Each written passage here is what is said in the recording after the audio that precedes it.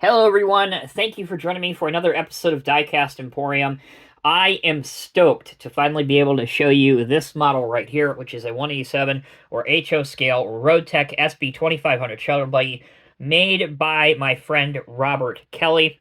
So what we're going to do now, we're going to bring the spin table out, and while you're getting a 360-degree view of the model, I'm going to tell you the story behind it. All right, everyone. Thanks for sticking with me. Got a lot of ground to cover here, so I'll try to do this as quickly as I can while giving the model its due diligence that it so deserves. So, I would say close to a year or so ago by now, I was on a website that I frequently visit called Club 187. Many of you that either do model trains in HO scale or collect models in 187 scale, you guys are very familiar with that website. But if you're not, I highly encourage you to check it out. They upload photo galleries almost weekly, and that is where I initially saw this model. Through the admin of the website, he put me in contact with a gentleman by the name of Robert Kelly, and fast forward to today, now finally I have that one missing piece of my construction collection in 187 scale that I have been missing. I can't say I'm missing it any longer, and I am just ecstatic with the result. I could not possibly have asked for anything more. Okay, now let's get into the story behind it. So Robert wanted to build one of these because nothing like this exists in 187 scale. You guys are very familiar with the 150 scale model that was made, about a decade and a half ago by First Gear, but nothing like this exists in HO scale, which is surprising because the Viertgen group, they have a lot of paving models in 187 scale, and it's beyond me why they haven't made a Vogela asphalt transfer conveyor, but it is what it is. So Robert had that same thought, and he and his dad wanted to complete their road paving diorama display. So Robert actually created this from nothing. He had very little knowledge and zero experience with CAD design and printing. So he told me that the learning curve was very, very, very steep, but he used the online specifications and several videos of the 150th scale model and the real vehicle to create the prototype that you see here. He says it's roughly 95% accurate. I say that number is pretty damn low, and he's not giving himself enough credit. I would say that to scale-wise, I would venture that this is actually more accurate than the 150th scale version, which has a number of obvious deficiencies with it. But I digress. We move on. The model itself, almost every part is 3D printed. This one does have an umbrella from Shapeways, which you don't see yet, but I will show you in the end of the video. It has a Keebri beacon light right here. That's the orange beacon light you see. A-line black chains here and here. The tarp material right here and right here is heat transfer vinyl for like a circuit machine. It's very flexible, and it actually gives the look that it should be there on the real machine. The black chute for the discharge conveyor, so right here and underneath, that is a self-adhesive vinyl. You can get that from Hobby Town and Hobby Lobby, and it has the right look and rigidity. The side grills are all brass mesh, easy for me to say, right here.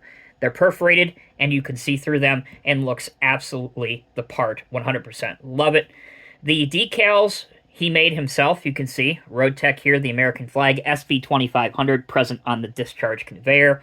Again, those he made and printed himself. He told me that it takes roughly about 20 hours to assemble one of these models from the ground up. I absolutely believe that. I am not going to say at all that I am on the same level as him when it comes to designing, printing, or detailing models. I am not even close. But the models that I do for the military stuff, they can take me anywhere from a couple hours to 20 plus hours. So that seems about normal.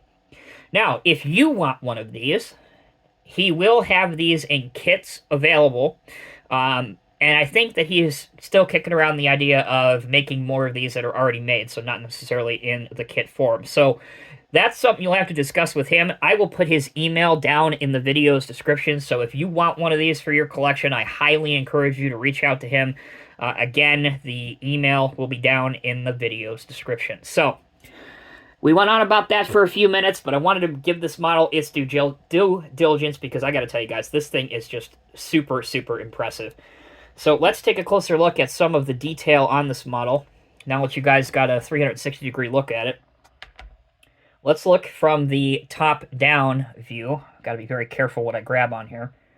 So here's the operator station. Here's your exhaust. There's the chains I mentioned before. There's actually an operator seat and a small control console right there.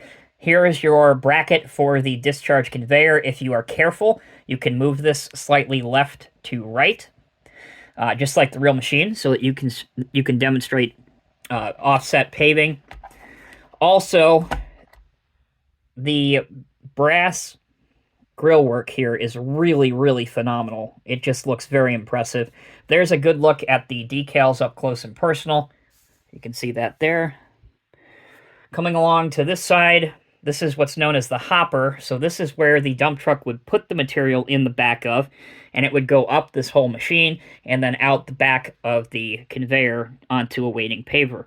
The biggest advantage to using a machine like this, like a shuttle buggy, is that you have a constant stream of asphalt flowing. And what I mean by that is you don't have to wait for dump trucks to change out. Basically, you always have material going to your waiting paver. So that is the biggest advantage with using a shuttle buggy machine like the one that you see here. Okay, let's take a closer look at a couple of the accessories that Robert so graciously made for this.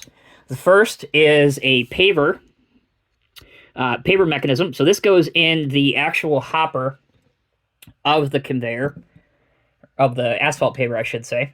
Getting my terminology messed up. So it actually sits in here just like this, and then the back of the chute would go in there, the discharge chute. And then the other accessory he made, allow me just a moment to grab this, was the umbrella. So here is the umbrella.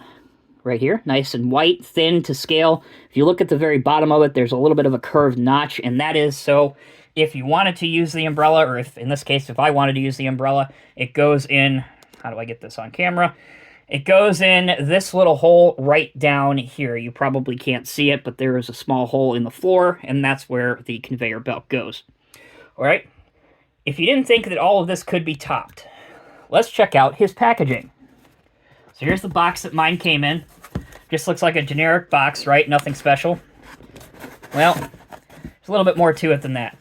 Here's the top. You remove this piece, and then he cut out in here the exact dimensions and the exact outline of not only the shuttle buggy, but also this piece right here, which goes here, and then the umbrella is underneath that. Now, by measure of full disclosure, it took 2 models to get one in review condition, and that is nothing that Robert did wrong. That is our lovely, lovely delivery folks around me, who I swear I am convinced they play hacky sack with most of my packages. I mentioned that, and I normally would leave that out of my videos because Robert had every right to say, Tommy, I'm sorry, you already paid for one model, I shipped it to you, it is what it is. He took the time to re-engineer the packaging, okay, and then make another model because he wanted it to be absolutely perfect to show you guys, and then also so that I would have it in my collection. And I really just cannot thank him enough. I can't even find the words. Nobody, and I've been in this business for 30 years, no one who I've ever worked with or bought from has ever gone that high. And it really means a lot to me, and I just really wanted to give him another thank you. So, all right, we're nearly 9 minutes into this video. I think that is sufficient. If you want one of these 187 scale Roadtec SB-2500 shuttle buggies, again, Robert's info will be down in the video's description one last time, probably the 15th time in this video. Sincerely, Robert, from the bottom of my heart, thank you so much. This is a wonderful model in my collection. That leaves really only a Caterpillar Deep 10 that is missing from my 187 scale collection, and hopefully that's not too far away either. More on that in the near future. All right, guys, take care, be well. Thanks again. Enjoy my other videos, and if you're new here, please hit that subscribe button. It costs you nothing but a moment of your time. Thanks again. Be well. I'll see you in the next review.